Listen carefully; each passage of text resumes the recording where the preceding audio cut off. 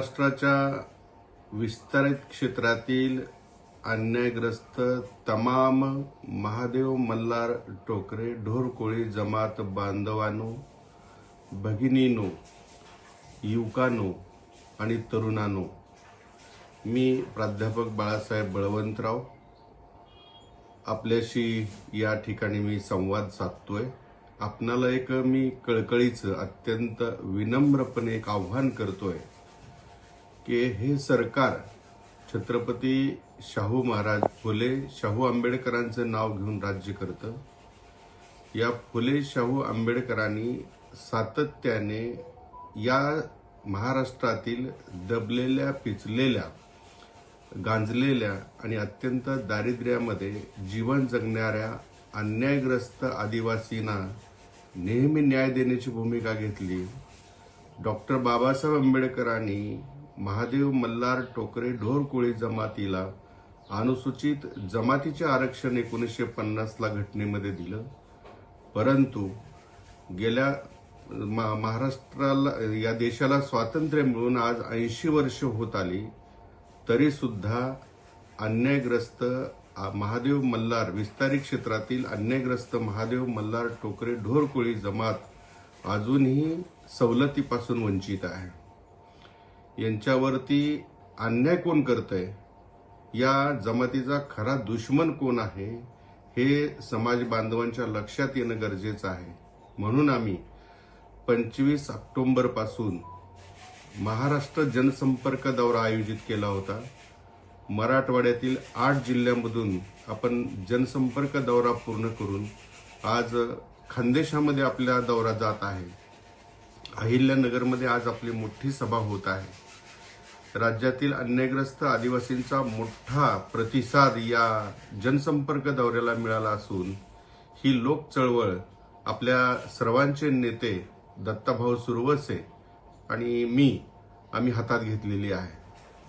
मित्रांनो, दत्ताभाऊ सुरवसे असतील किंवा मी प्राध्यापक बाळासाहेब बळवंतराव असेल, कोणत्याही राजकीय पक्षाशी निगडीत नाही, कोणत्याही आम्ही संघटनेशी निगडीत नाही। आम्ही समाजाचे आहोत आणि समाज आमचा आहे, ही भावना आमच्या मनामध्ये आहे। या अडचणीत आलेल्या समाजाला एकत्रित करून राज्यात त्यांची एक मोठ बांधण्याची आमची भूमिका आहे। हे प्रस्थापित आदिवासी आमदार गेली 50 वर्ष झालं आदिवासी विभाग अगदी वाटून खरडून खात आहेत।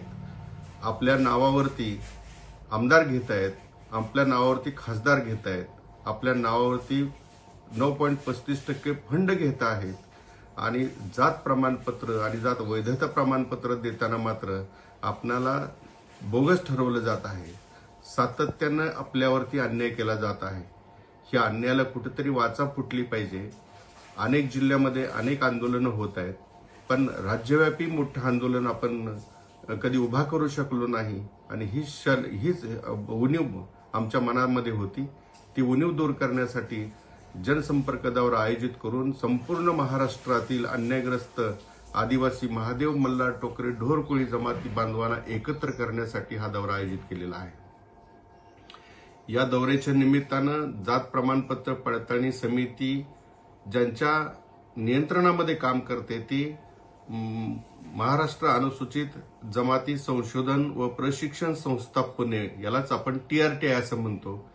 या संस्थेवरती आपण 11 तारखेला हल्लाबोल मोर्चा घेऊन जाणार आहोत आणि नागपूर हिवाळी अधिवेशन आगामी काळामध्ये जे होत आहे नागपूर या ठिकाणी, त्या ठिकाणी 5 ते 5.5 लाख लोकांचा मोर्चा घेऊन या शासनाला जाग आणण्यासाठी आणि प्रस्थापित आमदार जे आपल्यावर अन्याय करत आहेत, या अन्यायाला वाचा फोडण्यासाठी ही लोक चळवळ आपण उभा केलेली आहे। मित्रांनो, आपला युवक सक्षमपणे उभा राहिला पाहिजे, तो स्वाभिमानाने जगला पाहिजे, गावगाड्यामध्ये त्याची ओळख असली पाहिजे। आज आपली जात प्रमाणपत्र आणि जात वैधता प्रमाणपत्र नसल्यामुळं, सुलभ पद्धतीने मिळत नसल्यामुळं अनेक आमचे तरुण उद्ध्वस्त झालेले आहेत, दिशाहीन झालेले आहेत। या तरुणाला कुठेतरी न्याय देण्यासाठी ही संघर्षाची चळवळ आहे, ही लोक चळवळ आहे। ही कोणत्याही राजकीय पक्षाशी निगडीत नाही, कोणत्याही संघटनेशी निगडीत नाही, ही लोकांनी उभा केलेली चळवळ आहे आज लोकांनीच हे आंदोलन आता हातामध्ये घेतली अशी परिस्थिती निर्माण झालेली आहे. त्यामुळं मोठ्या संख्येनं या लोक चळवळीमध्ये लोक सहभागी, आपण सर्वांनी, प्रत्येक व्यक्तीनं या चळवळीला आता मोठं करणं गरजेचं आहे. आणि जोपर्यंत आपल्याला न्याय भेटणार नाही तोपर्यंत ही जी आता आपण लोक चळवळीची मशाल पेटवलेली आहे ती लोक चळवळीची मशाल कोणत्याही परिस्थितीमध्ये विझू न देण्याची जबाबदारी प्रत्येक व्यक्तीची आहे, हे या ठिकाणी मला आवर्जून नमूद करावं वाटतं. आपणाला आपल्या समाजाचा राज्यामध्ये चेहरा नाही.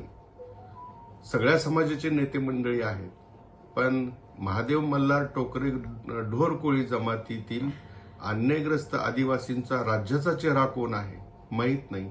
आपण अनेक वेळा आंदोलनं केली, उपोषणं केली, आपण आंदोलनाचे सगळे प्रकार या ठिकाणी आपण पूर्ण केले, परंतु आपल्याला अपेक्षित असा न्याय भेटला नाही.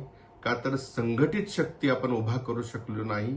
आणि ही संघटित शक्ती उभा करून समाजाला न्याय देण्यासाठी हे आंदोलन आपण हातात घेतलेलं आहे. मोठ्या संख्येनं या आंदोलनाला आपण उपस्थित राहावं आणि हे आंदोलन यशस्वी करून समाजाला न्याय मिळवून द्यावा आणि देण्यासाठी आपण मदत करावी. हा जो मोर्चा असेल हा ऐतिहासिक असेल. या ऐतिहासिक क्षणाचे साक्षीदार होण्यासाठी सर्वांनी या लोक चळवळीच्या आंदोलनामध्ये सहभागी व्हावं असं विनम्रपणे मी आवाहन करतो आणि थांबतो. जय संविधान, जय आदिवासी, जय आदिम, जय राघोजी, जय बिरसा.